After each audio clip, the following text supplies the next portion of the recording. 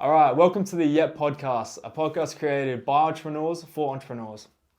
Today we are interviewing people based on their success stories. Now we have Ala here with us today. He's created a huge successful NDIS business with over 60 employees that focuses on sport and using it to skill build and build confidence in people with disability around South Australia. Not only has Ala done that, but he's also played professional soccer in Germany, and he's also played semi-professional soccer here in Australia. Now to add on to the top of that, Ala has also recently became a father, so huge round of applause for Ala. Congratulations. Thank you. Braving both fatherhood and entrepreneurship at the same time. Need I say more? Did I leave anything out? No, it's a pretty damn good intro. Beautiful. Welcome. Thank you for coming here, brother. Thanks for having me. It's a pleasure to have you. So let's get stuck into it, Ala. So I know we've roughly spoken about it a couple of times. We've never had a deep conversation about it. Mm-hmm. You've come from humble beginnings, being a refugee in Australia. I want to know, what was that experience like coming to Australia, not knowing, having familiar things here? What was that kind of experience like? Look, for me, it's all an experience in hindsight. The person who would have struggled would have been my mum. So single mum background, two very young kids. I was 5 and my sister would have been close to 6 when we did migrate. And now that I've experienced fatherhood and the absolute joys, but the difficulties that go with it. Imagine a new country, a new culture, a new language, a serious lack of money, and 2 young children to boot. So if I had to speak on behalf of my mum, I would say it'd be incredibly difficult, mate. Yeah. Do you think some of those kind of difficult situations and that adversity you guys faced at a young age, do you think any of those lessons you learned from that experience have carried on into your adult life? Without a doubt. It's something that I find really easy to speak naturally of in that.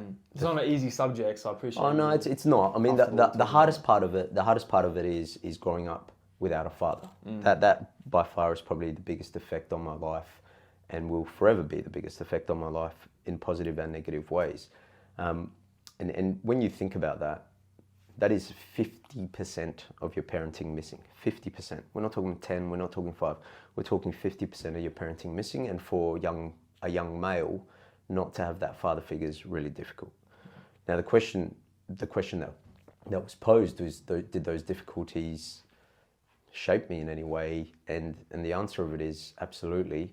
And funnily enough, the things that I found the hardest in my youth and the things I probably disliked the most about my youth are the things that have shaped me most positively as an adult and have turned out to be the foundation of, I'll use the word success, but I hope as the interview goes on, I can project how success is such a thing on perspective.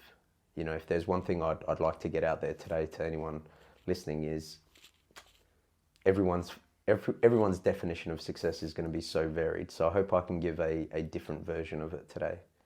But yeah, I hope I've answered your question. It's definitely shaped me. Yeah, beautiful. And the reason I was kind of asking that question is because we've spoken to a lot of people, and it's kind of, I've found that people who have come from difficult circumstances, and this might be different for a lot of people, but they tend to be very successful because they have faced such hardship from a young age that in their adult life, when starting a business, when taking the risk, when facing adversity, when facing not a lot of money to start the business or the difficulties that might come with it, they're actually better prepared, and they seem to do a lot better than people that have grown up with, let's say, everything at their fingertips. Yeah. Look, Curtis, I've known you for a while. I constantly tell you how much I admire your grit. What comes from experiencing hardship in life is this mental toughness, this ability to persevere, and the grit that comes with it. The only recipe to success is just waking up every single day and going back to it, just rocking up. And if you make a small step forward every single day, that will make a big difference in 1 year, 2 years, 3 years. But it is hard work, mental toughness, and the grit.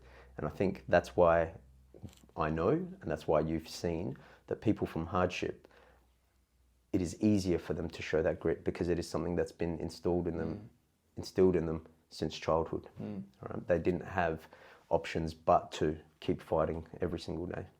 Yeah.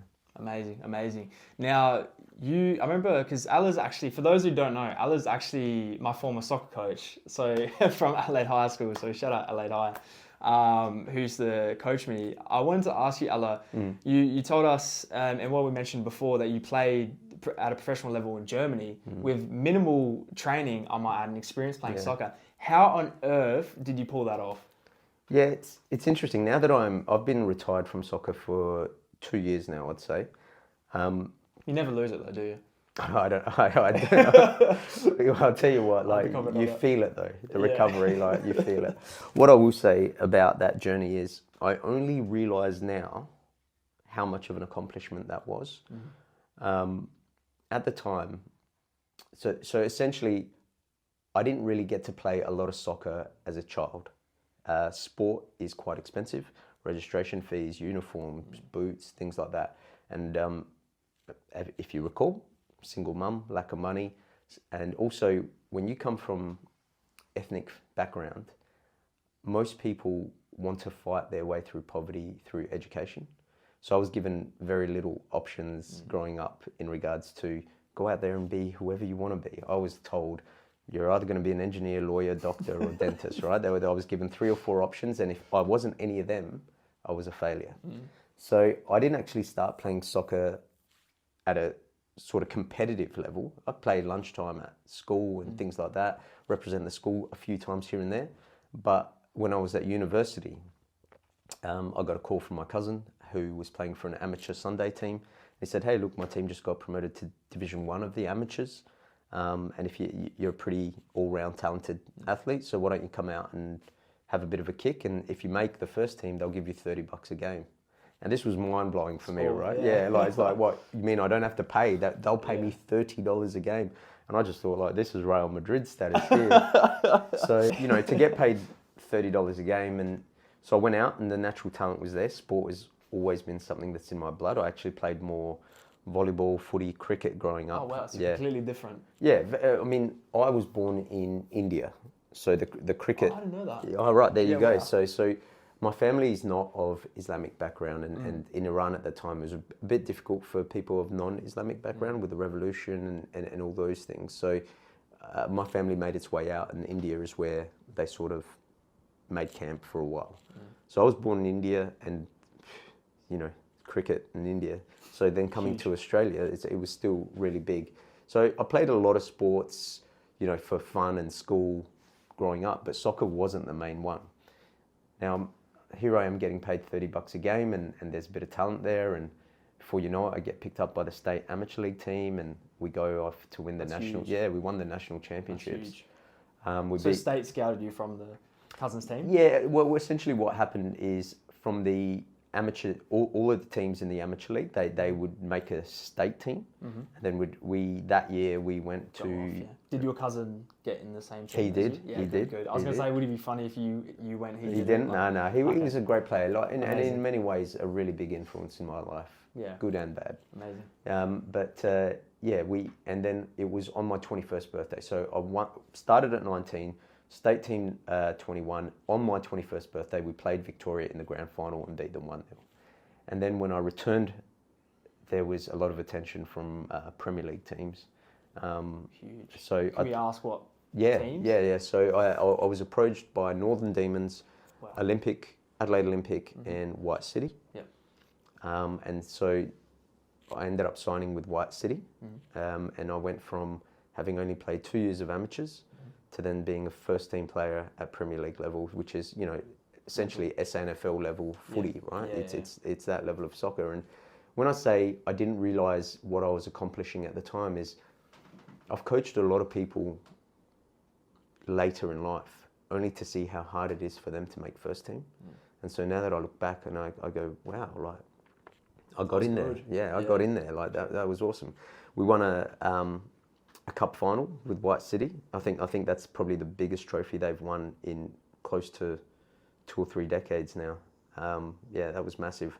We beat Adelaide Croatia Raiders in the final at Hindmarsh.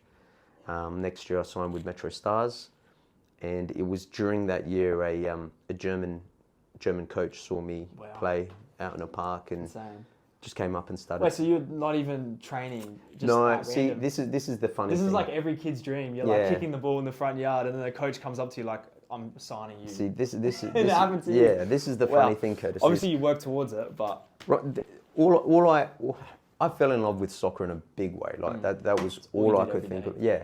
And so I remember it like it was yesterday. It was a day off, right? With Premier League, you're training 3-4 times a week. You've got a match. You know, like I was playing indoor. I was doing all these things to be as good as I could be. And even on my day off, my friends called me and said, "Hey, what are we all doing?" And I was like, "Let's go for a kick of soccer." Let's go. Yeah. So we're just in one of the parklands, and this coach happened to see me kick a ball there. Wow. And then sort of spoke to me, and he's like, "What's your story? How do you know?" And he knew about South Australian soccer, and he's like, "How come I've never heard of you?" And I said, "Look, I've barely got a name here. I started really late. I'd love to break into the A-League, but I don't think got much of enough experience." What I do know now is you could have made the A-League probably. with the football intelligence I have now and the athletic talent I had then, yes. Yeah. But at that time I had the athletic ability, but I didn't have the football intelligence. That is something that you do need the years of experience. Well, they do say with age comes wisdom. Correct.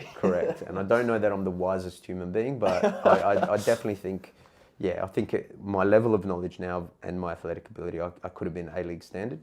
I wasn't far off. I had National League trials after my second year in the Premier League, where I trialled with Melbourne Knights at the time and scored a goal in the pre-season friendly and an assist. And I actually thought I was getting the contract, but unfortunately... Didn't get it. No, didn't get it. And then this German coach, he just said, what do you want from your football? And I remember this sentence well. I just want to know how good I can be. Right? The purpose of A-League for me was I didn't want to be a celebrity. I didn't want to make a ton of money. I mean, that's always lovely, but it was just if you have one life, if you have one shot at this physical life, don't you want to know how good you can be? Don't you want to push those limits and know what is the best that I can achieve? And that's what I wanted, and that's why I wanted to be part of a full-time team, a full-time coach, just every day, boom, boom, boom. That was how much I had that desire and the passion for football. But anyway, this guy said, "Okay, well, look, I've got contacts in Germany. Would you like me to try and set things up?" Yeah, wow. Yeah, and I pestered him. He set it up, and in as you have to. Well, yeah, in 2007, I with my own money, I went for a trial in Germany.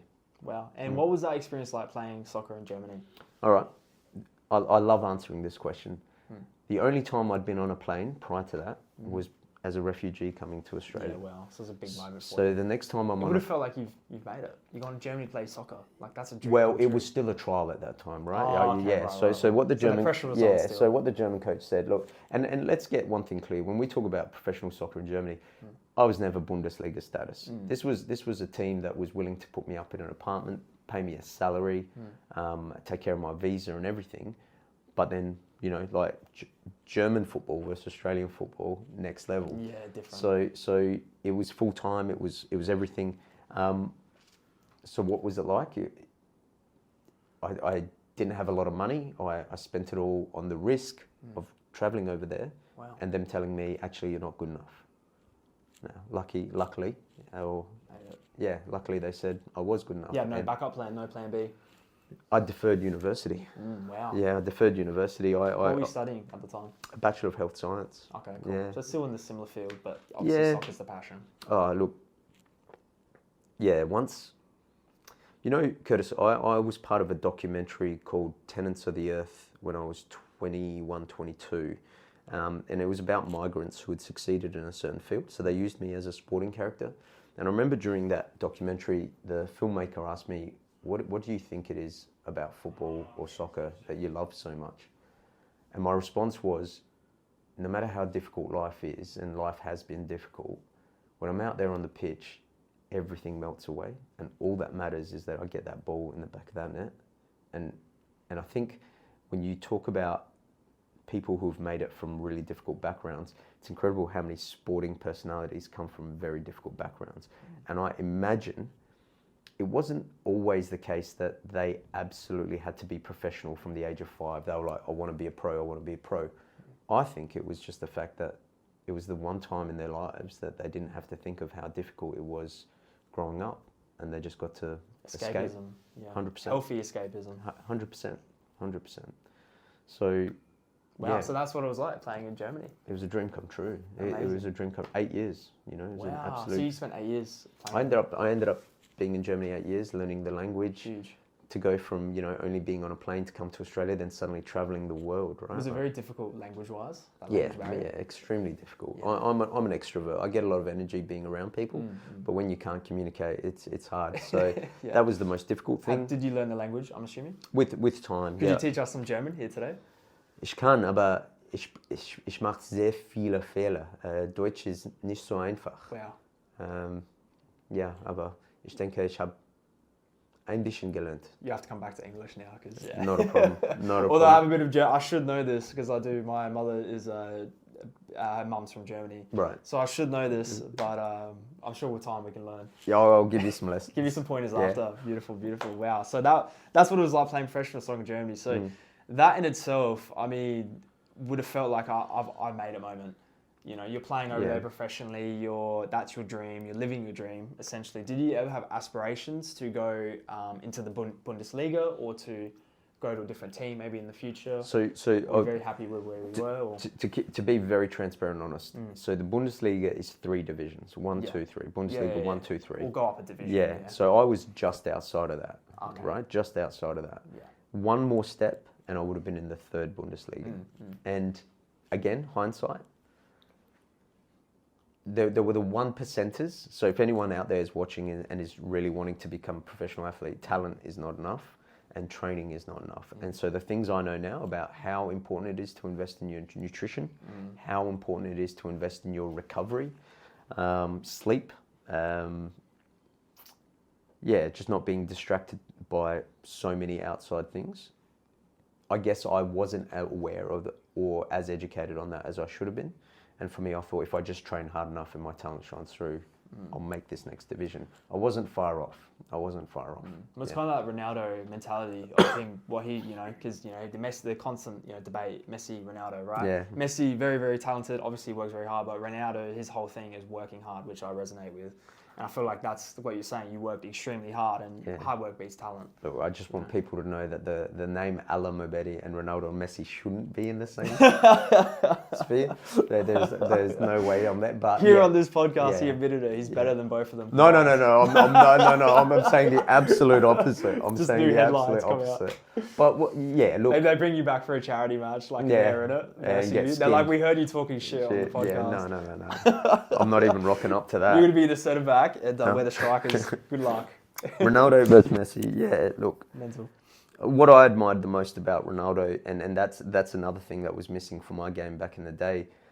I always, in the back of my mind, I was like, I started when I was 19, or and it felt like an excuse for myself, and I wish I had more confidence, self-belief than that. What I love about Ronaldo, and look, I take nothing away from Messi. There are people who think Messi's the GOAT, people who think Ronaldo's the GOAT. For me, Ronaldo, I remember watching his debut and this young kid, right? Still a teenager, I believe. Yeah, definitely a teenager. And he came out there playing amongst men in the top flight of the English Premier League for the biggest club. And he was doing things that were like, you have no right to be doing that. Where do you get that confidence? And that's what I admired. And I admired it because I didn't have it. Yeah. Wow. Well, since it is a business podcast, we'll take it more back to the business. But it's very insightful for people that do want to play professional sports at home, because you've lived that life and you have the knowledge of what it takes to be a professional athlete. So it's some very solid advice for athletes at home. But it's a good start, Curtis, because that journey is what set me up for the business world. Amazing. So my next question would be, Ala, so obviously you have Mentoring All Men now, but before that, were there any other businesses you started before Mentoring All Men? And if so, why were they unsuccessful? Sure. So in my 7th year in Germany, I broke my leg in a football match. Wow. I was 33 at the time. And that's what, pretty much ended at a high level of football. That was really difficult for you. Like a real low point. Oh, a massive low point. I actually knew that was the point that I had to start setting up to return back to Australia.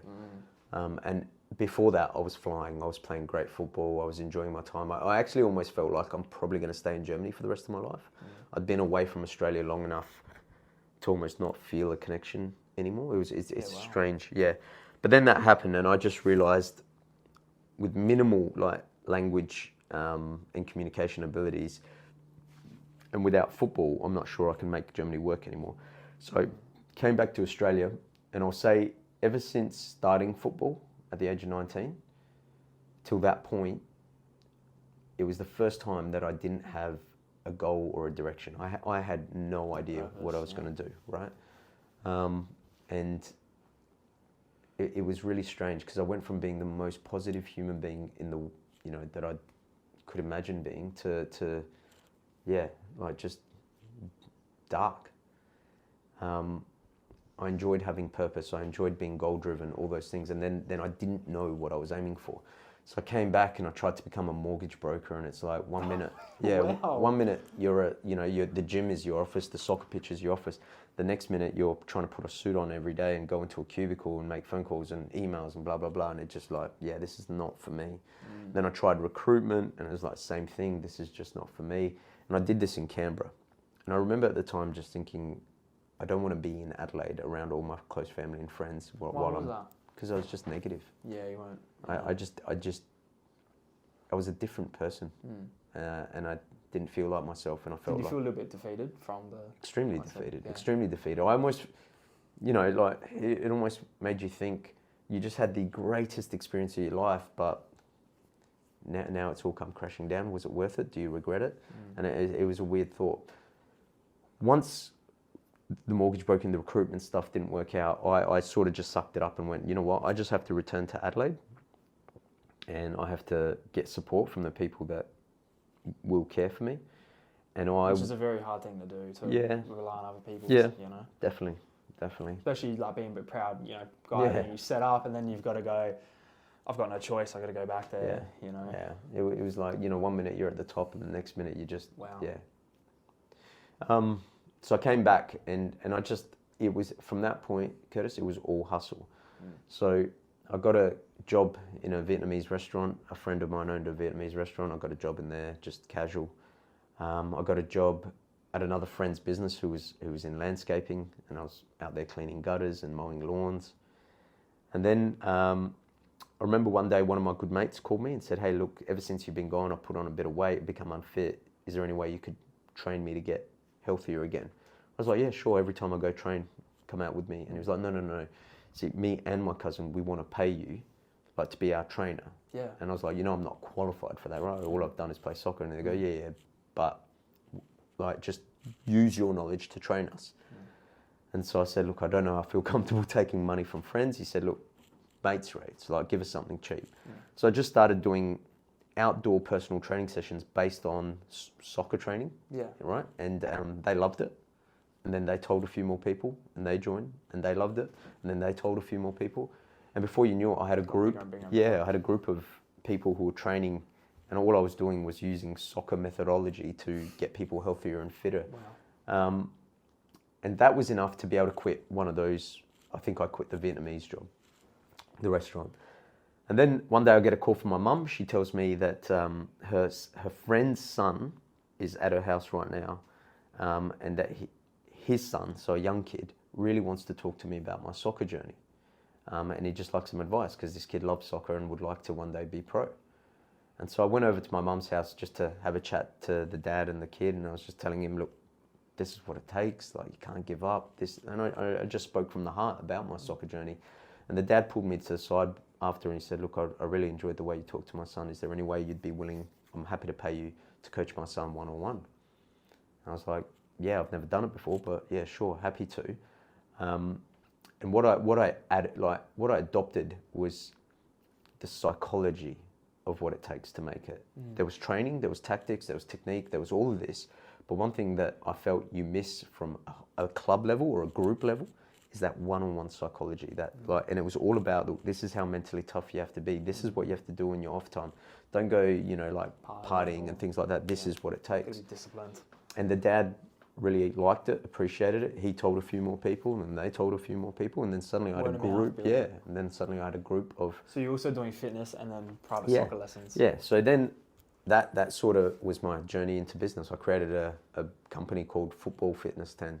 Cool. Right. So it was the football, was the fitness, and 10 because that was the number I was given at my last German soccer club. Oh, cool. Yeah.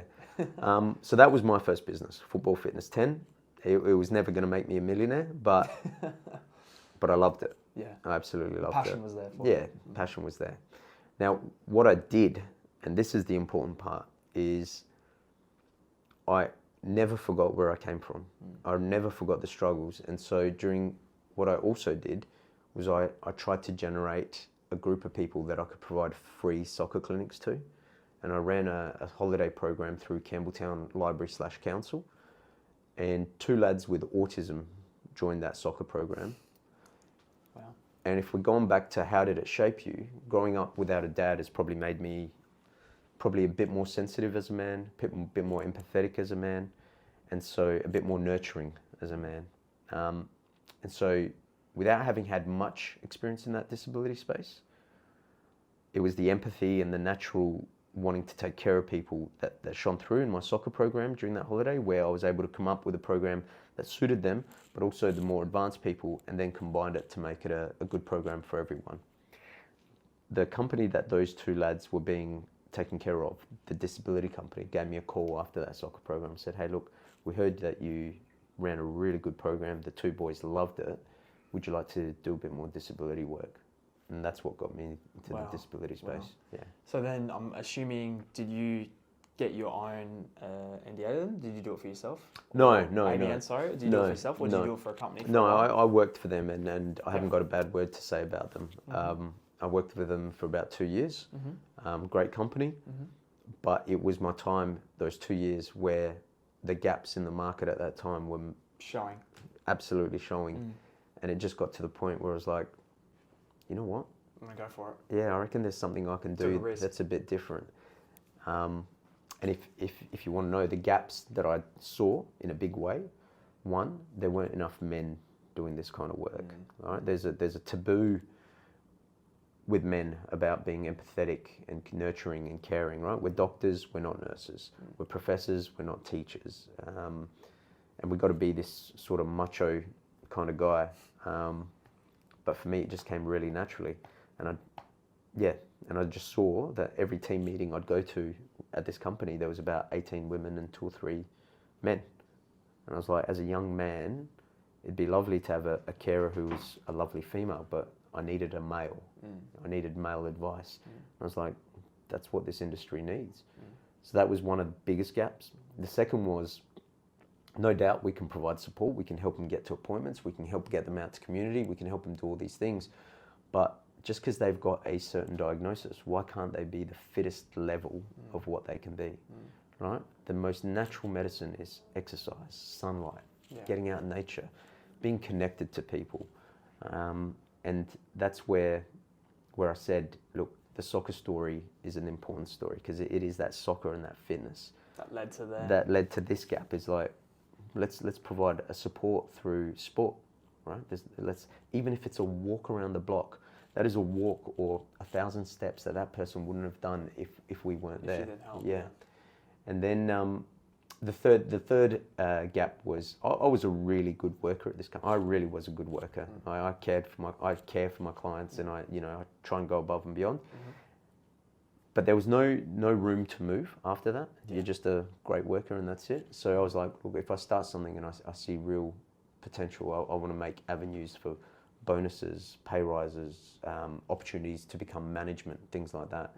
So that was a promise I made to myself, and that led me to creating at that time what was called Mentoring All Men, which still exists today, but the company is now called Mentor Healthcare. Okay. And Mentoring All Men is a service of Mentor Healthcare. Amazing. But we've expanded so much. We've got female mentors. We provide female clients, and it covers a lot more than what it began as.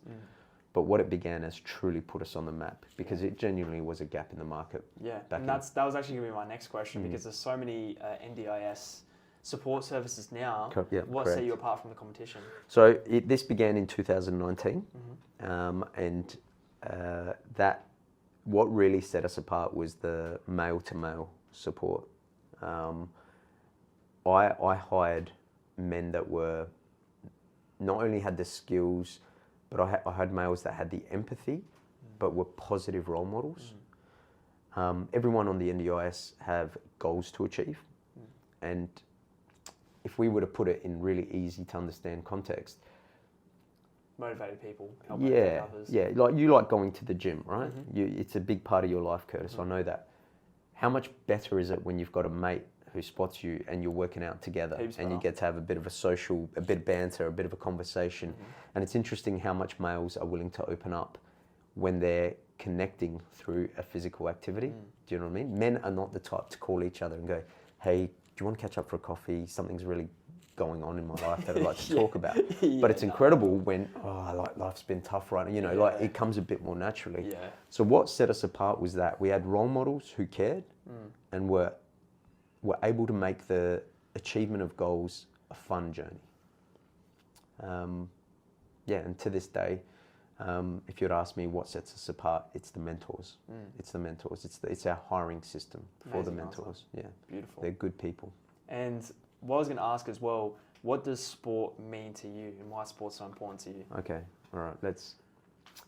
You pretty much covered that, but yeah, I no. hear it Look, again. Something that you might not know, Curtis, is a few months ago I got diagnosed with rheumatoid arthritis.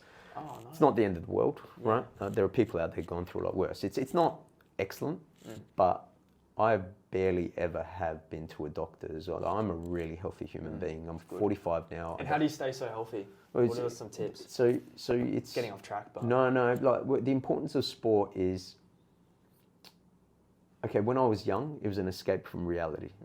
As I get older, it is the ability to stay healthy. It is the ability to. I enjoy my food. I love good food, but then because I love sport, it tends to balance it out a little bit. It's a great way to connect with other humans. And in a world where I feel there's a fair bit of overdiagnosis and over-medication, if we were just all willing to give exercise a bit of a go, bit of vitamin D, natural sunlight, get out into nature, connect with humans, So what sport gave me a purpose, and it took me out of my hardest and most difficult times. Yeah.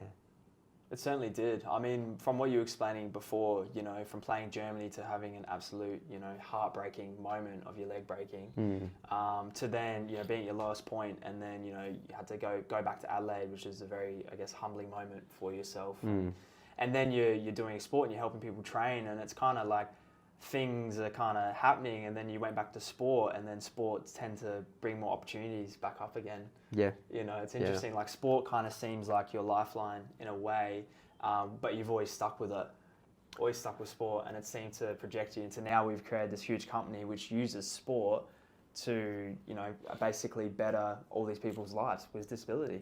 Yeah. It's huge. I'm sure this will come up again during the podcast, but if you want to succeed at anything, it's going to require hard work, right? There's a fair bit out there where there are a lot of influencers who talk about following your dreams and your passion. But what does that actually mean? What comes with that? Sure. But then there's a fair bit also out there, Curtis, where it says, look, only a small percentage of people can follow their dreams and their passion. So, like you got to be a bit smart, you got to be a bit safe, and there's this thing. For me, like I'm here talking from my heart. I can't tell you this or that. What I can tell you about what following a dream or passion, what I can tell you is, don't think it doesn't require hard work. Oh, right? It is. 100%. It is a lot of work. Yeah. But that's what I'm getting at. Is a lot of people say, follow your dreams, do that. Yeah. But then they don't tell it's gonna it's sometimes gonna suck. Sometimes it's gonna be you're gonna want to give up, and you're gonna have to the sacrifices. You have to make. The amount of times I vomited during pre-season training because you're just pushing your body to that limit. Yeah. But the beauty of being on team, follow your dreams and passion, and try and turn that into a career. The difference of that is because like that. No matter what, you're always going like that. No matter what, even when you fail, you're still learning, but you're still projecting to. There's that, but it's the fact that the passion and the enjoyment helps you achieve things that you otherwise wouldn't enjoy. And I can give you a really good example. As business started booming in the NDIS space, I had to learn how to use a zero accounting system. That's accounting. I don't care for accounting. Back to the mortgage broker days. But this will help this increase. And therefore, the interest in this was natural. Whereas if I had to go and be an accountant, not for me. So, but it's the fact that this was something I was so passionate about and cared about and believed in that made this easier to handle. Fun, I don't love it, but it's easier to handle because it results in this. Yeah. But that's the thing, when you become a business owner, is how many hats you wear. You know, you wear 10 different hats. You could be the accountant, you could be the marketer, you could be this, you could be that. The dream is to become so successful that you can outsource all that, right? And just stick to look, and that's my why. My why is to grow the company in a way where I hope I can achieve this. My why is to be able to outsource so much of it so that I can volunteer work.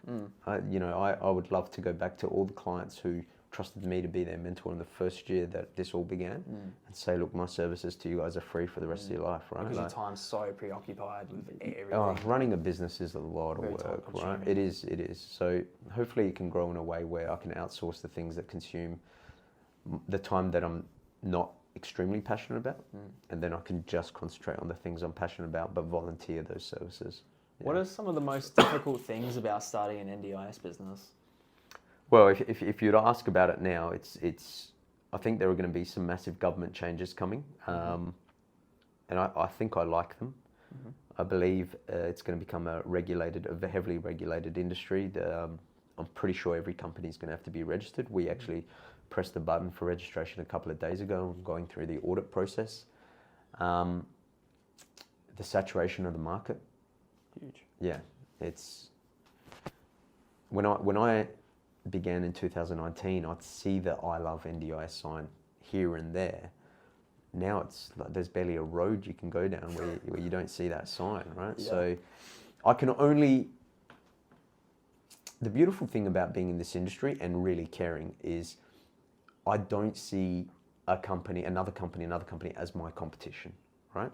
If you can provide a better support worker or mentor than what we can, that participant deserves the best. So go out there and do a great job.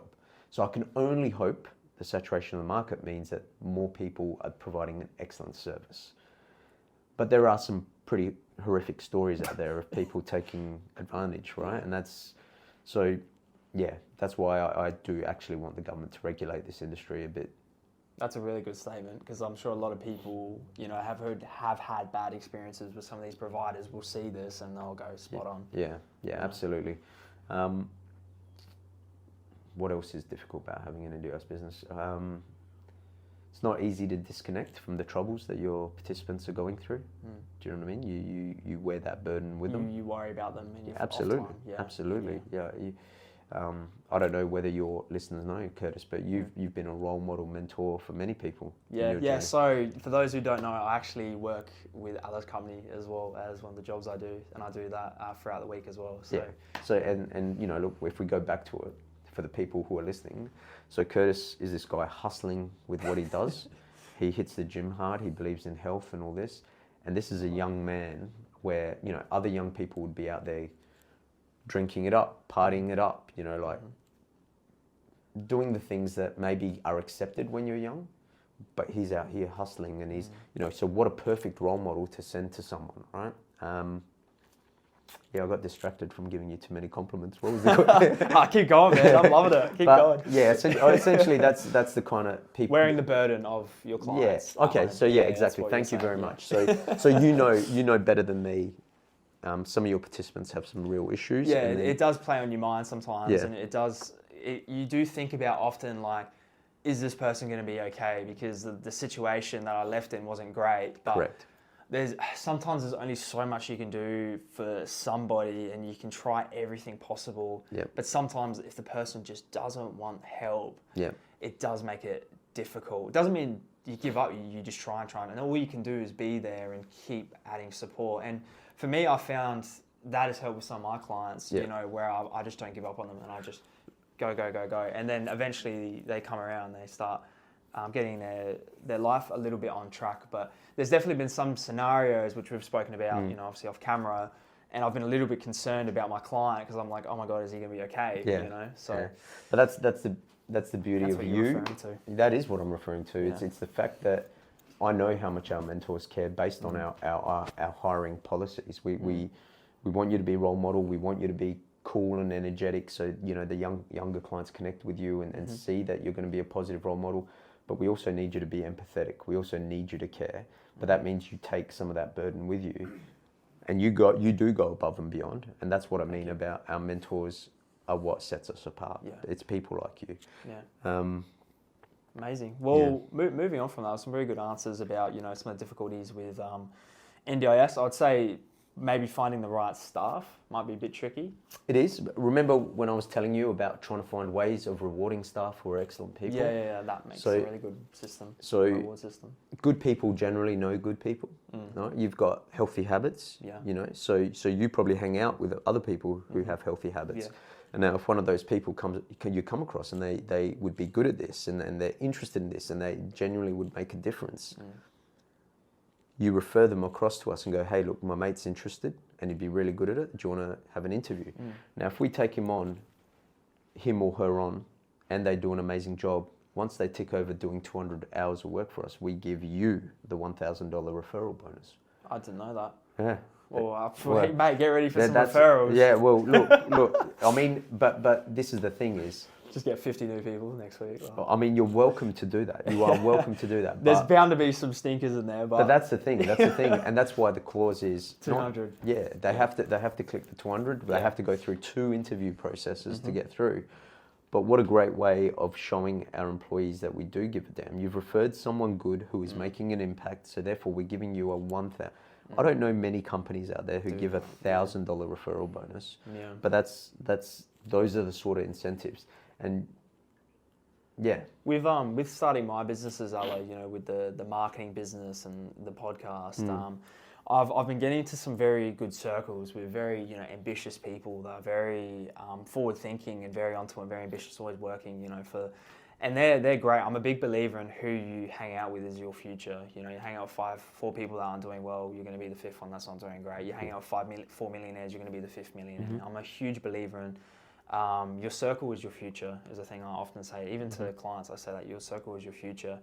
And what these people always do with their staff is they are very, very good with their staff management. Very good, to the point of where they're not letting the staff do whatever they want. They're very respectful, very fair, but they're firm but fair. Yeah. And the way they manage their staff, they always say it's up to the staff, and that's why the business is so successful, is how they treat their staff. And the only reason I'm bringing it up, because that's what you were saying about how to treat the staff with rewards and whatnot. 100%. Well, a huge part of becoming a founder and director, some of the things that I promised myself is, I've had some, excuse my French, I've had some pretty shitty jobs back in the day, and every boss, every director, they seem to get on a power trip, right? They seem to let that leadership get to their head. When they're younger or whatever. Yeah. And I really never really understood it. I don't understand the ego and the pride it takes to want to flex like that. It's like, and so, I mean, it's coming more and more to light about how important a company culture is. And that is something that I want to constantly develop, is a good culture, and you know, treating our staff well. We try and create, you know, as many social events as we can, fun Christmas events. We find ways to give referral bonuses, other bonuses, but more than anything, it's just the way you speak with them is don't get sucked into this hierarchy. Now, you brought this up by saying how much you believe in the people you hang around with, your environment. If I can add on to that, that is the most truest thing. I look at my circle of friends, and they are incredibly successful human beings. On top of that, they're incredibly good human beings.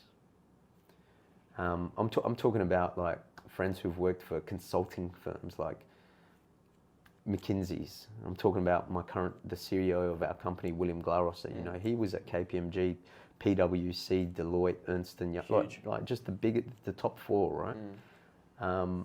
Shout out to William, the business partner. Yeah, definitely shout out to our Big CEO, Willie G, who's recently also had twins. Oh, so wow, has he? He has. Oh, amazing. You didn't know that? No, I didn't. He's got, in his household right now, he's got 3 boys, all under the age of 3.5. Crazy. So he's running our company and he's managing that. and 3 boys at home. Yeah, so I think he's getting maybe an hour of sleep a night, but he's doing a great job. Yeah, absolutely.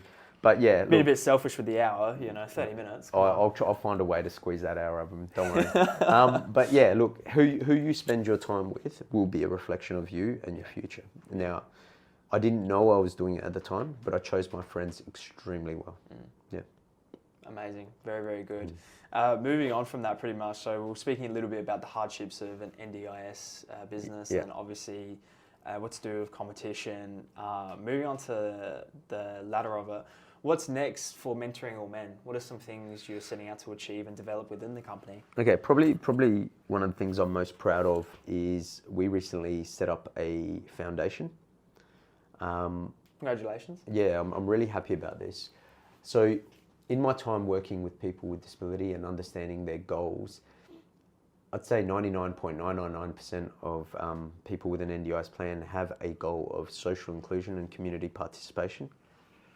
And I think what the broader community may not know is that it is really difficult to participate in community and social events when there's a serious lack of money, right? How hard is it to go out, a cup of coffee these days? Yeah, right? Groceries. Yeah, absolutely. So it's great that there are a lot of free activities out there, and we release a handbook every month to our employees of all the free and cheap activities that are out there.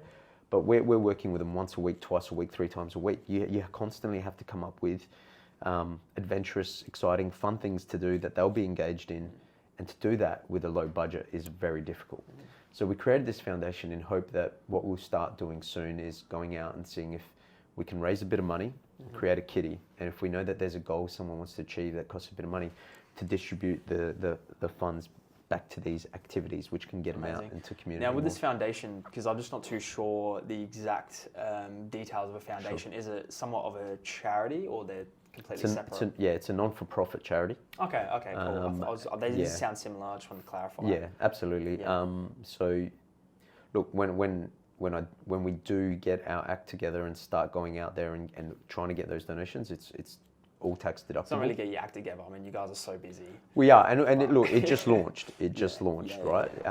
And we're going through registration, and that's a lot of work. That's a big thing. Yeah. So it is a lot of work currently. Do you have an accountant now, or you're the accountant still? No. We've outsourced. We've outsourced the accountant. Yep. We've outsourced.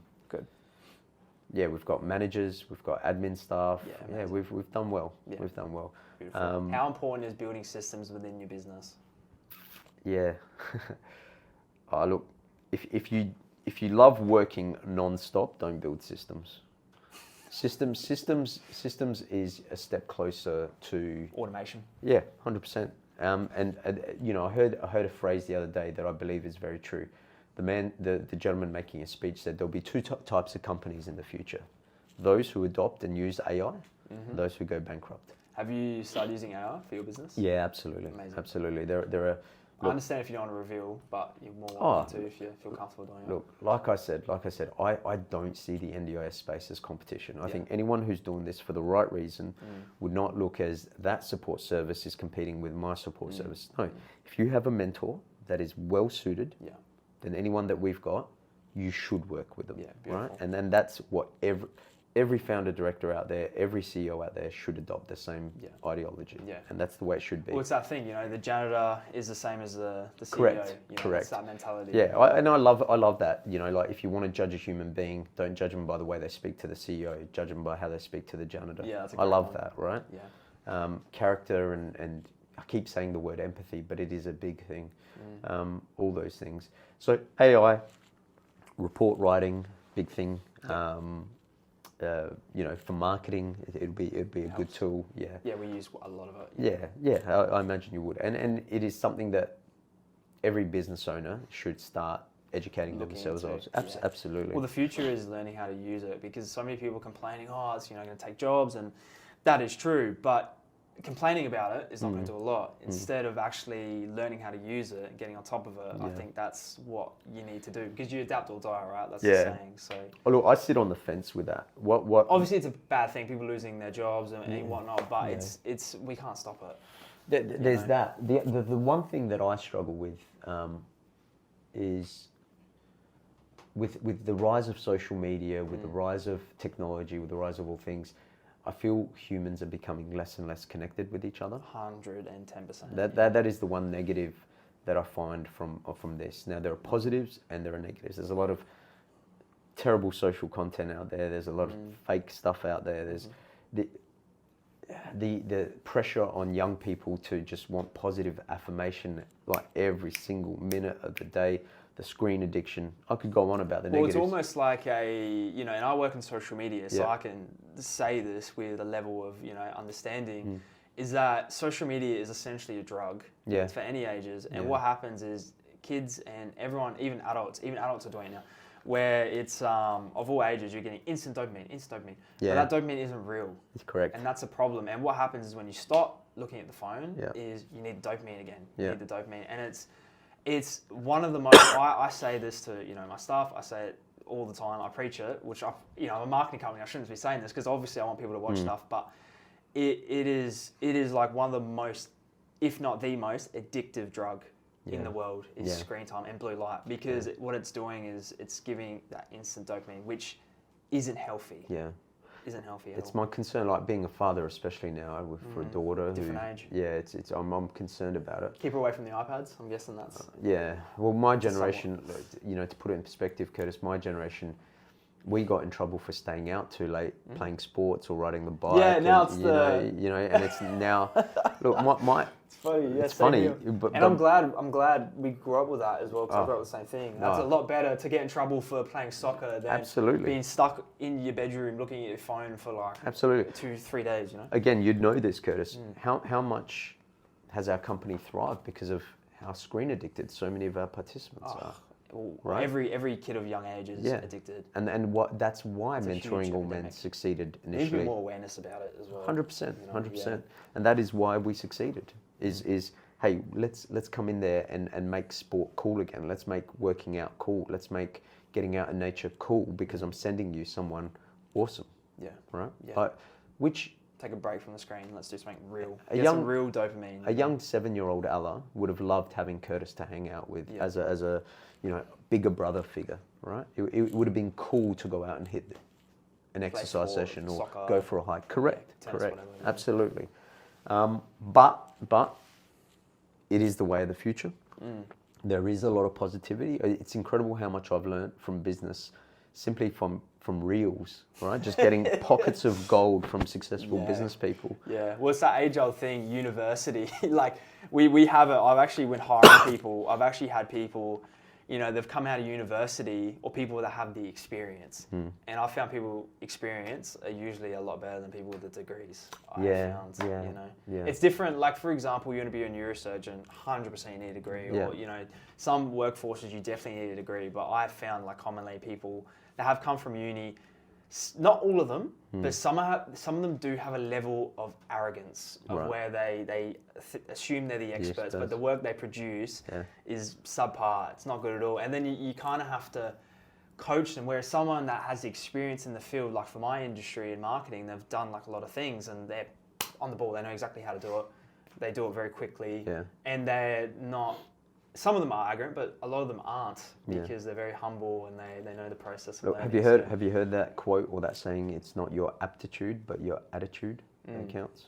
I think that's exactly what you're trying to say, right? Like, I don't care what you're like, and it's again, even when we hire, I don't care what your resume says about you. It is that coffee interview that I have with you, where I'm trying to catch up with you as a mate. I just want to hear the character you have. I want to hear some stories you have. I want to hear the empathy you have. Why of all the jobs that you could be applying for, why the disability industry? And if I don't feel that character and that If you were just like, oh, I'm just doing it for like a bit of extra money. Correct. Like, yeah, 100%. Okay, 100%. Not really the way you should be doing it. No, exactly right. And when you sit down in a relaxed environment, and it's not a boardroom to have a job interview, and it's a coffee, and you're the founder of the company, but you rock up wearing a baseball hat, and you're not trying to, like big up anyone or flex or anything. It's like, hey, how are you? Lovely to meet you. So tell me about yourself, and then the conversation flows, and then people really open up about, I grew up with a cousin who had autism, or like my dad this, or this, and then you hear that and you go, that is the empathy I'm looking for. Yeah. And that's a part of your hiring strategy. Absolutely. And no degree can really teach you empathy, can it? No. Right. Yeah. So yeah, I agree with you. Moving on from that, some really good stuff, man. Whereabouts are we now, Jordan, in terms of the minute? What are we on now? At 48 minutes. Oh, wow. Okay, that's really good. I thought we were like coming to 2 hours nearly. No. Like, oh, wow, that's really good. Talking really quick. Yeah, no, I'm smashing it. No, it's really good. Moving on from that, Ala, so obviously we've spoken a lot about the inside of your company, what it takes to build an NDIS business, and then what's kind of next for the business as well. I love asking entrepreneurs that we have on this podcast this question. What is something you would tell your younger self? Oh, that's a great question. First and foremost, the most important thing I'd like to say to young Ala is that it's going to be okay, right?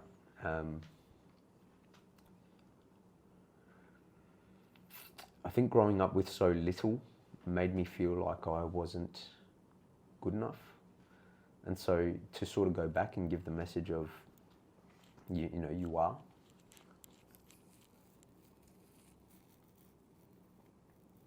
And then as corny as it sounds, is like, look, brother, it might not be everyone's journey, but your journey is to follow your dreams, right? Don't give up on it. Like, give it everything you got. Yeah, definitely. And how important, obviously you just said it then, but how important is following your dreams? Because, there's definitely times in people's lives where they feel discouraged to do it. Yeah. And they feel, oh, it's really hard. Like, I don't know if I can do it. Yeah. What would you say to those people? I really worry about this advice because I've had... There's two sides. Yeah, there are. And I've had that journey where for a 4 or 5 year period, I was so in the dark and lost as to what to do. So I empathize with people who don't know what their dream is, or maybe don't know what their passion is. What I can say is, if you are aware that there is something in your life that gives you more energy, invest in it. Invest in it, because it's easier to rock up every day to something you enjoy than it is to something that drains your soul.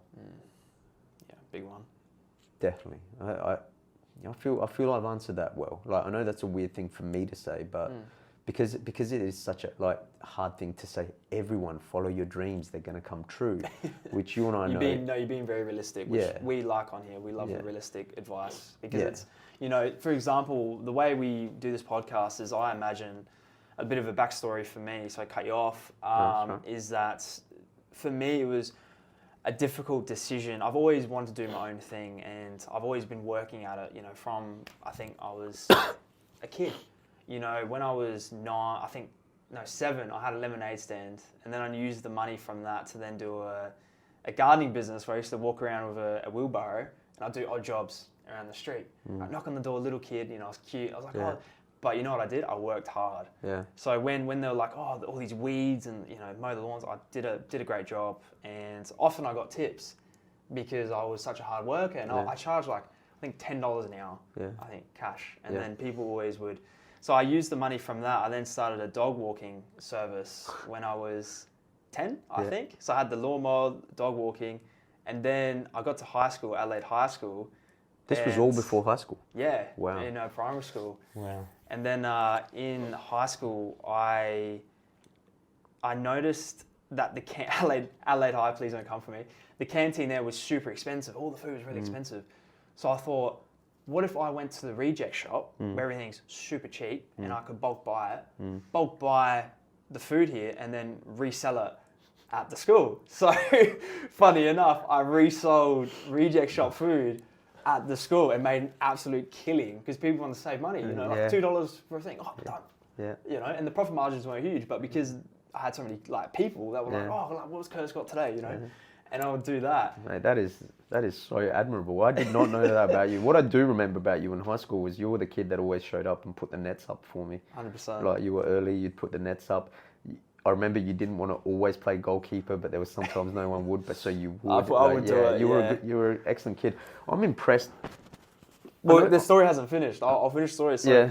So I did that for the canteen. And then the money I made from that, I would then go to all the salvos and reject shops around South Australia and buy all the designer stuff because you'd find like, you know, Ralph Lauren, you know, Louis V, like really nice clothes. And I'm like, oh wow, like this is really cheap. And then I resold that and I invested $300 into the clothes and I made about $800 back from that. Nice. And then the money from the clothing store, I then invested in my first marketing business when I was about 17, and then I think 1 week I made $2,000.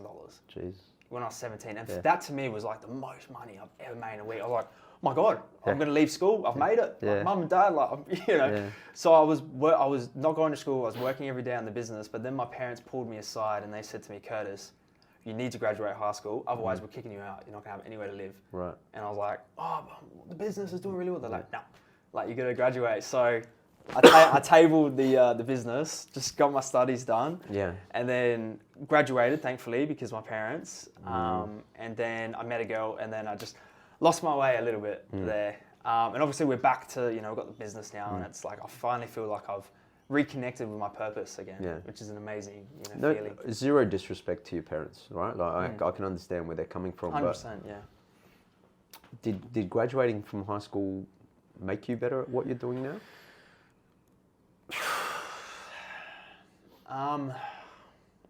To be honest, if I stuck with the business, it would be skyrocketed. See, to where it is now. This is worth talking about. From an entrepreneurial sense. I would have stuck with it. The world has changed a lot, right? And entrepreneurs are the ones who are going to be the most successful, right? There was a time where degrees were so like, oh, you got to have a degree, you got to have a degree. Yeah, well, parents are all that. Yeah, and I think it comes from, if there was one thing that I wish parents and just society would try and change a little bit is how much we educate people on safety. Like, do this because it's safe.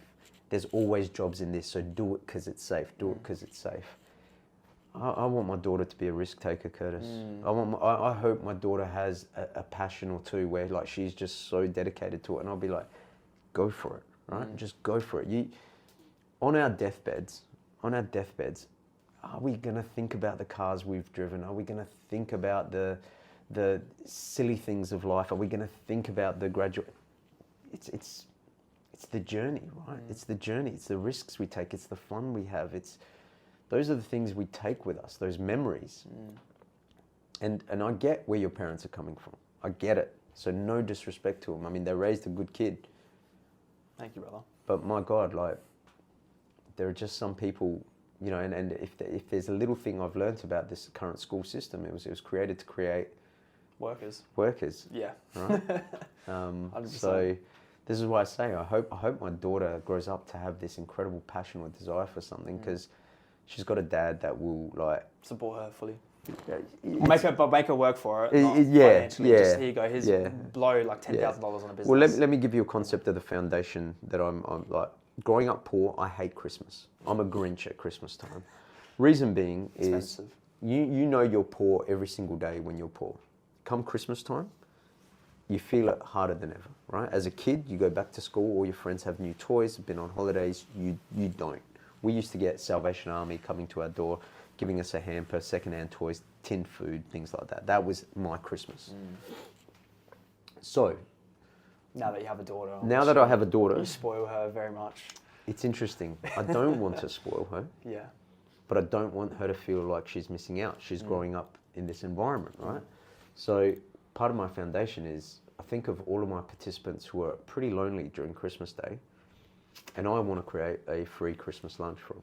Wow. Right? So, and then when my daughter's old enough, she's going to come from morning till lunchtime and help me have a Christmas lunch with these people who don't have enough family, don't have enough money, and are isolated. And she's going to work for it, and she's going to understand that life's not all rainbows and roses and sunshine. Very good parenting. And then when we go home, we'll spoil her and reward her for doing that work. But I'm hoping that work makes her realise that, yeah, there are two sides to life. You have to earn things. Yeah, it's not, definitely. It's not just given. Definitely, definitely. Very valuable. That's probably the one thing I'm glad I can get it out there in the podcast, because I can hold, like, people can hold me accountable to this. But raising a child who doesn't feel like she's missing out, whilst not spoiling her, and making her realise that there are a lot of people in this world that are struggling, and we need to do our bit. I don't care how entrepreneurial you are, I don't care how rich you are, if you're not giving back to a cause, and I'm not saying every single cause, there are so many negatives in the world, and if we concentrate on every single one of those, it'll cause us to spiral into depression. But pick a cause and give back, and I can promise you one thing, the world will give back to you twice. But that's not the reason you're doing it. That's not the reason why you're doing it, but that's the way the universe works, right? Do a good Are you deed. religious as well? I'm not religious, so I'm spiritual. My family comes from a religious background, but it was never for me. Yeah. But, you know, I do believe in things like karma. I do believe in trying to be the best you can be. Just simple things like that. Yeah. Amazing. Some really powerful stuff there, and some very good parenting advice as well, which I think is very solid. I actually have a very similar thing for how I would like to do it as well. Yeah. Like, have those nice moments, but teach them the value of hard work, teach them the value of money, because then you raise children that are spoiled, and that would be a nightmare. I could not agree with you more, mate. Yeah, I want my daughter I remember when my daughter was born, I remember all I could think is, I hope you grow up to be a kind human being. Wow. It never once crossed my mind, I hope you become a professional. I hope you're the next Sam Kerr. I hope you become a doctor. I hope, like, Project Mbappe. All I thought about is, I looked at her and I was like, I'll do everything I can to educate you to be a kind human being.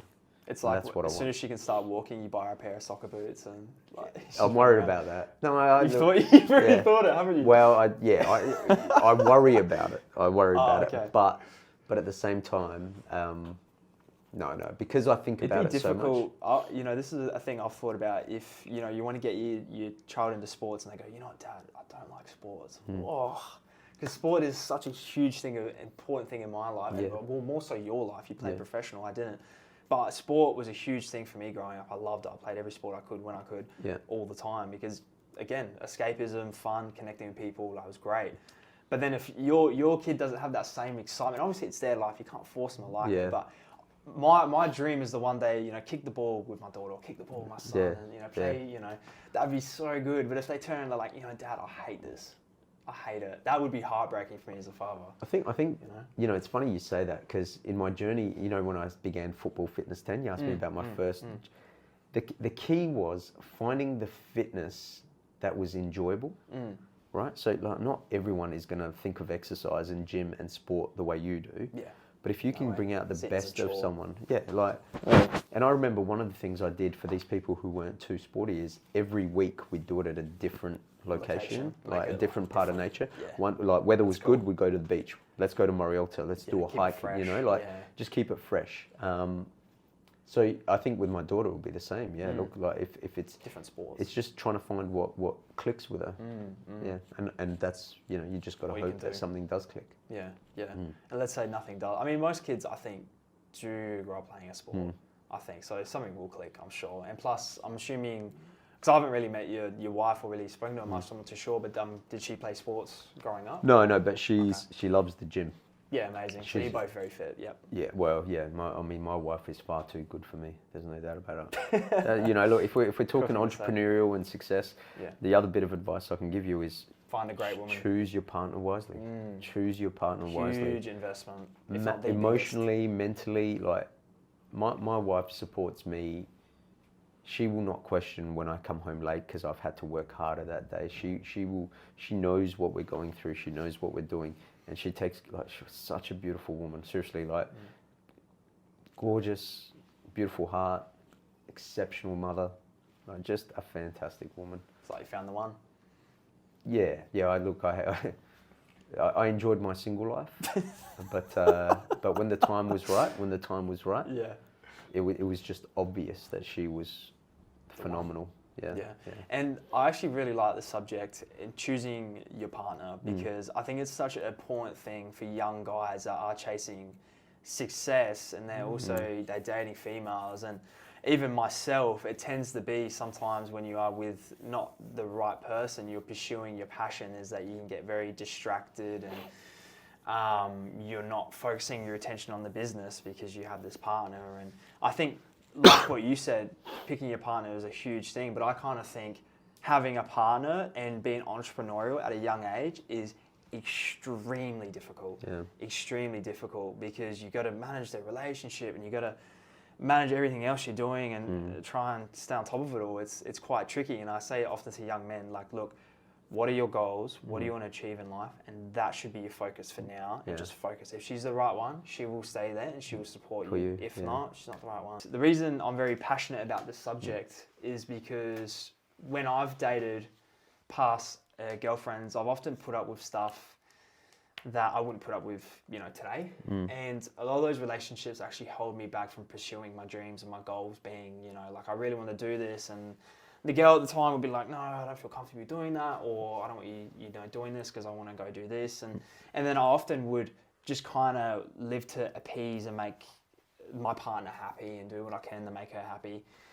And what was funny though, every time I would break up with an ex-girlfriend, I would be super successful. I'd make huge changes. I think one of the changes I made after an ex-girlfriend is I applied for you guys, Mentoring All Men. And every time I split from a partner, I made such good changes in my life that it made me really think, wow, like, as a young guy trying to pursue businesses and be successful, relationships, and that could be different for everyone, but from my experience, I felt very held back from those dating experiences in terms of pursuing what I'm passionate in and pursuing a business. But mind you, to learn that, I had to go through those relationships to learn that. Without those relationships, I wouldn't have learned it. Yeah, that's life, isn't it? It's the experiences and the lessons we take from it. Nothing's a failure. Everything's a lesson that'll probably put us on a... The failure is if you don't take anything from it. Correct. I mean, I've probably got two solid things I could say about relationships. First and foremost, and again, this will be the number one thing I give to my daughter and maybe future children. Let's embrace, let's encourage, and let's motivate for information about the relationship you have with, first and foremost, yourself. Right? I don't know if it still exists, but I remember when I was young, I felt like being in a relationship was a form of success. Society made you feel like you were succeeding if you were in a relationship. Oh, why don't you have a girlfriend? Yeah, and Adelaide being a sort of small, big city. You want your girlfriend to be attractive as well, because there's a lot of pressures with like being in relationships and things. And the one thing I would tell my kids is I would wish for you travel. I would wish for you adventure. I would wish for you wisdom and knowledge. I would wish for you enough experiences to make you love yourself and know your worth before you make any strong decision about a relationship. It would probably not be a great decision to get into a meaningful relationship if you're insecure, if you don't know where you're heading, if you don't know what you want, right? And I think it's okay to not know what you want when you're young. It's okay to not know what direction you're heading in. But probably not best to bring someone else into that. That would be my advice, is love yourself first and foremost. You'll make a great decision about a partner if you love yourself and know your worth, because you're not going to put up with stuff that isn't acceptable. 100%.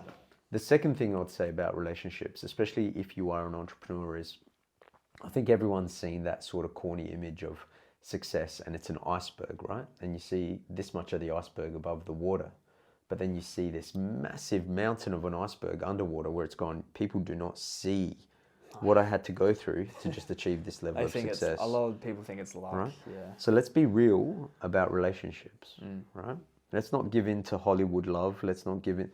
Relationships are hard work. End of story. End of story. It is that grit, it is that determination, it is all those things that you will need to succeed as an entrepreneur, that you will need to succeed in a relationship. Compromise, negotiation, good listening skills, good communication skills, all those things.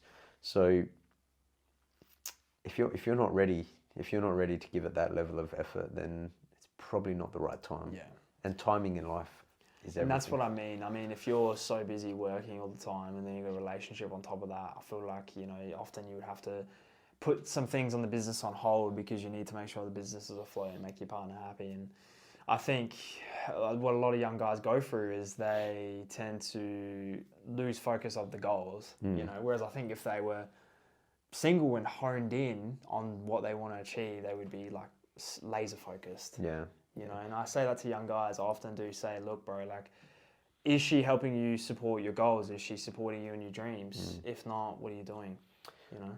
I think, but another great bit of advice that can be given in this department is don't say what you think people want to hear. Just be real. I remember when you asked me to come on this podcast, I remember thinking, I don't want to rehearse any of the questions that he sent me, or I want to come on and hear the questions first. By the way, we don't script or rehearse anything, but we do send a list of questions to each person, just detailing about basically the genres and stuff we're going to ask about. So let that be known. So as to not catch me off guard, which is the right thing to do. Yeah. And I read through it. I did, and I understood the direction you wanted to go. Yeah. But I said to myself, don't try and premeditate your answers. Like, let it come naturally. Yeah, exactly. Yeah. I want it to come across as real. Yeah. Now, when we're young and we're trying to impress and maybe attract someone, we will often tell them things that sound good, but might not be real. Yeah. Right? So if you are hustling and if your time is limited, well, and you're trying to attract that person, well, attract the person who's attracted to the hustle. Because someone who wants all of your time and isn't attracted to the hustle is probably not the right person for you, right? Yeah. So have the confidence, have the bravery to speak the truth. Yeah. Beautiful. Amazing. Cool.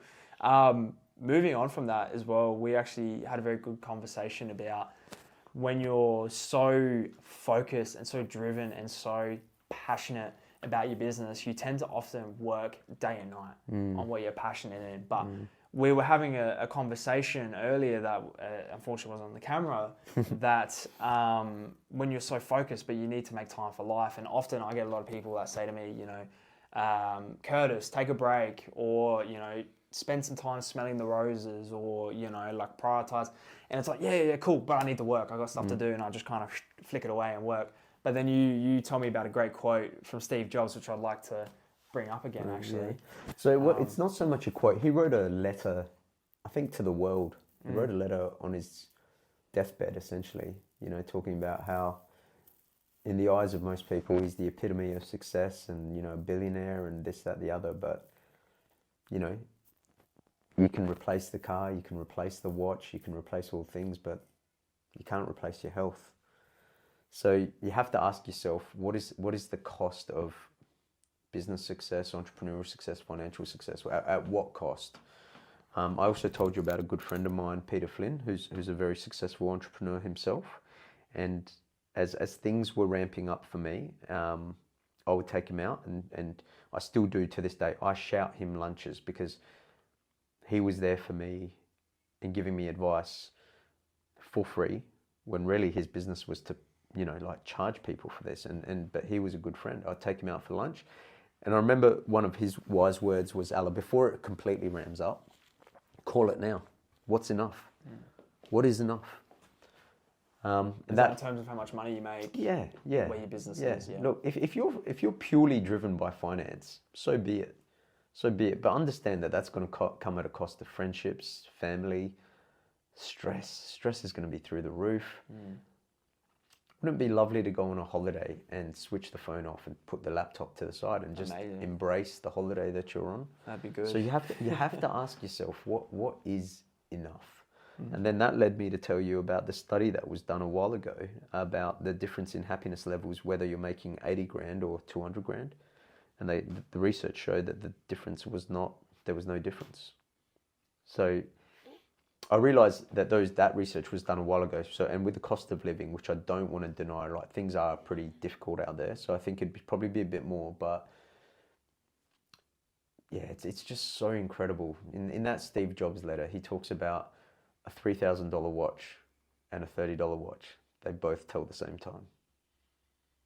Like, yeah, let's not get caught up in, and I think in your youth, you know, I'm pretty lucky that my success came later in life. So there was a lot of wisdom there, and the wisdom let me know that it's my relationships that make me happy. It's time with my mates. It's time with the people that I love and care about. Those are the only times that I'm truly at my freest. The label on the car I drive, it might be nice the day I buy it, but then it's, what meaning does it have? Yeah, well, you know, yeah. In your youth, it is hard not to be distracted by shiny things. Men, we do it to attract the opposite sex or to attract partners that we're interested in. We kind of like birds in nature. Also, status, how important status is when you're young. Yeah. You know, but it's a reflection of insecurity, I think. Is just like, be comfortable in yourself. That would be and confident. That would be a really good message to give any young human being, because it is so hard not to be insecure when you're young, right? Right? Like, where do you fit into this world? Well, I mean, a funny saying was, as soon as you turn 18, you're, for like females at least, you're competing for guys that are in 30s and they're super successful and whatnot. But I never thought about that. I just would go out and meet girls and have a good time, and that's kind of what you'd focus on when you go out, I suppose. You know. Yeah, look, like I said, if you were to say change one thing about your past, for me it'd be to focus less on that. On females and more on the grind. Yeah. Look, I when soccer started really going well for me, I straight away gave up drinking. I've never been a smoker, never taken drugs, none of those things. And you know, I realised that my first Premier League training, I realised that, oh my God, this is the next level now. Like, it was a pre-season training session, and I've gone from amateurs to this, like, that's hardcore. And I realised I needed to start making sacrifices. Yeah. Alcohol, 21, gone. But the one thing I also wish I did was not put so much emphasis on chasing female, like chasing it. Yeah. That's what I mean. Like coming back to what I said earlier, like focusing on your passion, what you want to do in life first, you know, chasing girls and stuff like that, like, which is more important. Yeah.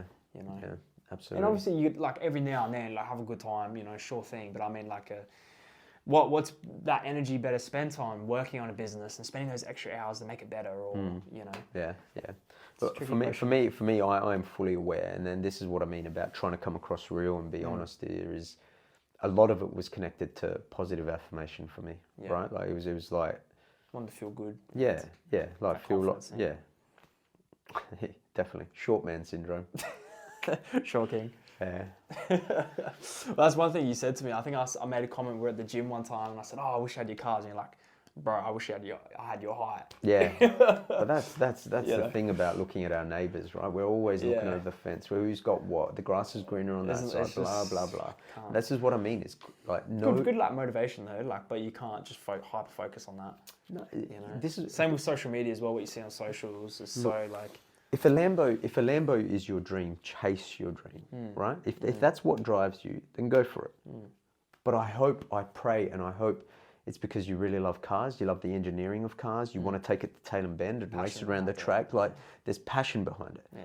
But to do it so other people think you're amazing, that is the wrong reason, right? Do you know what I mean? Is no comes back to a self-esteem thing. Yeah, and again. If there's one thing you might piss off some entrepreneurs, just a heads up that might be watching this, but you're being very real, so we love it. Look, we like that here. The perspective of success. That was the one thing I was hoping to get out today is okay, if you were telling me, do I want to drive a Lambo or do I want to be the world's greatest father? I hope it's pretty obvious that I'd rather be the world's greatest father. Yeah. I'd like to be present. Yeah. I love the fact that by owning my own business, I'm able to call my CEO and go, look, I'm hustling, I'm working. But I want my mornings, when my daughter wakes up, she's at her best, right? She's had a good night's sleep, she's cute as buttons. I want those 2 hours solidly to not think about work and just to be present in the moment with my daughter. That's way more meaningful than work, and as she gets older and, you know, like she'll want to go to school plays and sports and things like that, I want to be present. Yeah. Right? It's the same thing that I say to our mentors, is be the person you wish you had when you were younger. I want to be the father that I wish I had, right? So perspective of success. If a Lambo and a Rolex and and living in the best suburbs and all those flashy things that you can't take away with you when you pass on, if that's what brings meaning into your life, so be it. Who am I to judge you? But you're asking me on this podcast, and I'm telling you, do you have time to have a great steak dinner with your mates? First bit of advice, there's a lovely quote from a book. I wish I remembered it word for word. It's a good part of the first bit of advice is a young boy has to make his way through the woods, the jungle, and he's with a horse, and he stops at the start of the woods, and he turns to the horse, and the horse says, "What's wrong?" He goes, "I can't see the end of the forest." Oh, I know this one. Yeah. Do you know, you've heard this one, right? And the horse says, "Can you at least see your next step?" He says, "Yes." He said, "Just take your next step," right? So, advice number one, it's a day by day thing. Just take a step. You'll get there. Step in the right direction. Definitely. Number two is, I fear more the things I regret than the things that I've done and maybe failed in. Again, I wouldn't use the word failure in something that I tried that didn't work out, but I wanted to try it, right? I think that's scarier on your deathbed. Again, we're going on a lot of corny quotes I've heard in my lifetime. One is, the best ideas, if you want a bank of amazing ideas, they're all in the cemetery. People who had all these incredible ideas but didn't have the courage to go through with it. One of my favorite quotes from my favorite book, The Alchemist, the one thing that stops people from achieving their dreams is the fear of failure.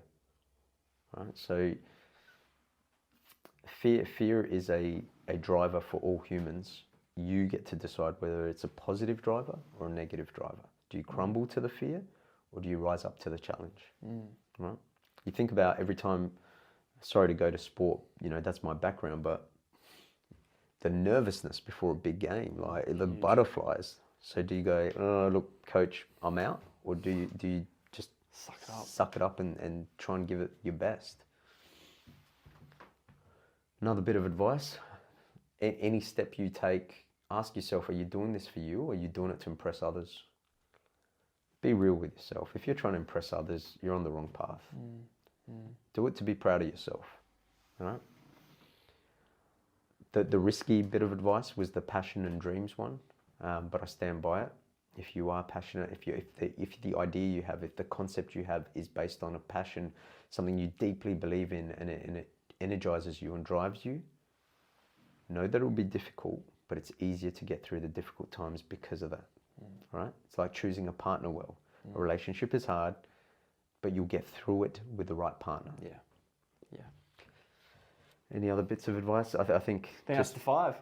Well, the last one I'd say is, as you're achieving that success, as you're getting there, as you're getting closer to your mark, just know what success is for you. Define it early. Define it early, because if you don't, you're just going to keep chasing this elusive dream of happiness. Yeah, you're never going to stop. Wow, that's big. Right? Know what you want. Call it early. Just be satisfied. Yeah, wow. That's huge. That's a good one. That's a good one I'll take on board, actually. Beautiful. Well, it's been an absolute pleasure, Ala. Thank you so much for being a part of the podcast. What do you want to say to the young entrepreneurs at home before we sign off? Pretty much said it then, but best of luck. Best of luck. If this moved you, if it resonated, and you ever need advice, reach out. Always, like part of my passion is helping people. I genuinely enjoy it, so always happy to help or whatever. I think be fearless. Be fearless. Like every time I make a decision, I ask myself on my deathbed, how will I feel about this decision? It's huge. Right? It's powerful. The less I regret, I'm pretty sure it's a more meaningful life. Yeah. Amazing. So take those risks. I've never met a successful human being who didn't take a risk. Oh yes, unless everything's been handed to them, even then. But yeah, amazing. So it's been Ala Mobedi. Make sure you go check him out. Mentoring all men. Mental health care. Sorry. Yep. That's right. Different department. It's been an absolute pleasure, brother. And actually, final question. What's next for Ala? So I asked you what's next for the business. What's next for Ala? Next for Ala, simply, being a good dad. Being a good dad, being a good husband.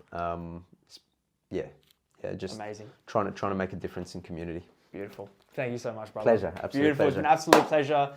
Make sure you check us out on YouTube, Spotify, TikTok, and Instagram. It's been an absolute pleasure, and we look forward to our next episode.